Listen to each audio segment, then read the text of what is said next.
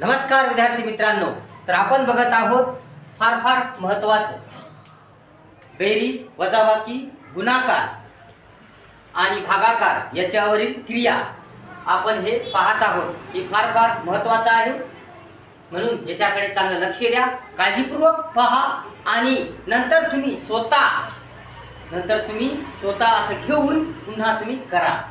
म्हणजे तुम्हाला minus minus काय होते, प्लस मायनस काय होते, त्याच्यानंतर हे समजा कळलं, म्हणून याच्याकडे चांगलं लक्ष द्या. आता आपण सुरुवातीपासून पाहूया हे काय होते, कसं घडते ते आपण पाहूया.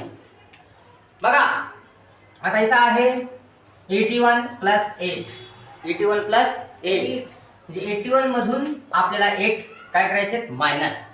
इथं जरी प्लस असलं तर इथं मायनस आहे, इथं जरी प्लस असलं तर काय आहे, मायनस.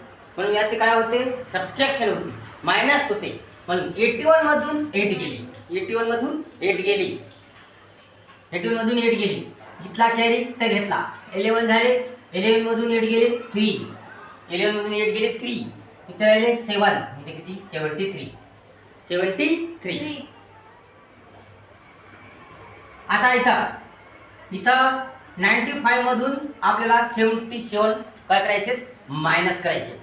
कारण इथं प्लस आहे, इथं मायनस आहे. जेव्हा इथं प्लस आहे, इथं मायनस आहे, तेव्हा याची काय होती, सबट्रॅक्शन होती. 95 मधून आपल्याला 77 मायनस करायचे. मग इकडचा कॅरी इथं घ्या, इथं झाले 15 मधून 7 गेले, 8 राहिले, 15 मधून 7 गेले, 8 राहिले, इथं राहिले 8 मधून 7 गेले 1, 8 मधून 7 गेले 1. आणि ही आहे बिग नंबर, मोठी संख्या आहे, म्हणून इथं मायनस चिन्ह येणार. आणि ही सुद्धा मोठी आहे, म्हणून इथं मायनस चिन्ह येणार. म्हणजे दोन्हीकडे मायनस चिन्ह का आलं, कारण मोठ्या संख्येला जे चिन्ह आहे ते इथे द्यायचं, मोठ्या संख्येला चिन्ह आहे ते इथे द्यायचं. आता तिथं बघा, इथं ही मोठी आहे, इथं ही छोटी आहे.